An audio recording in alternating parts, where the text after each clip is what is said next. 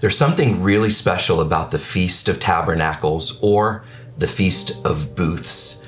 It's a remarkable feast that's mentioned in Leviticus 23. It's also a feast that we're going to be celebrating after Messiah returns in Jerusalem. All nations, Zechariah says, will come to Jerusalem to celebrate the Feast of Tabernacles. But today I want to encourage you with one thing where tabernacles is concerned. All throughout Israel on this particular feast, you'll see temporary booths or huts built where Jewish families will eat and sleep in so that they can be reminded of their temporary dwellings when they were on their 40-year trek out of Egypt and into the promised land and how God sustained them. Friends, there's something very important about remembering how God has sustained you. We're living in a very interesting season where so much is going on, so much uncertainty, a lot of fear, a lot of not knowing what the future holds.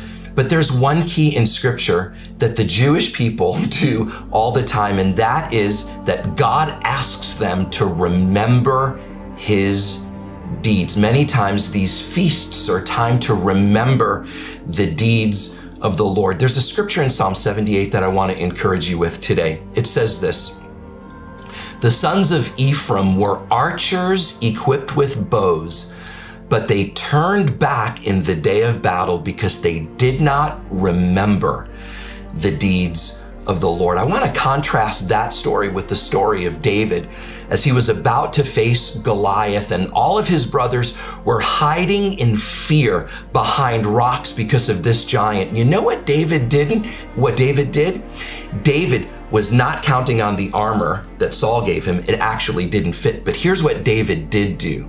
David remembered that God delivered him from the lion and the bear, and it caused David to run into battle, and he valiantly defeated Goliath. Friends, in this season, as Jewish people are building temporary huts to remember how God sustained them in the wilderness, I want to encourage you to remember the deeds of the Lord. In these days of uncertainty, in these days where fear is gripping many people, let today be a day where you remember the deeds of the Lord, because as surely as He's delivered you from the past, He'll deliver you today as well. Let's remember the deeds of the Lord.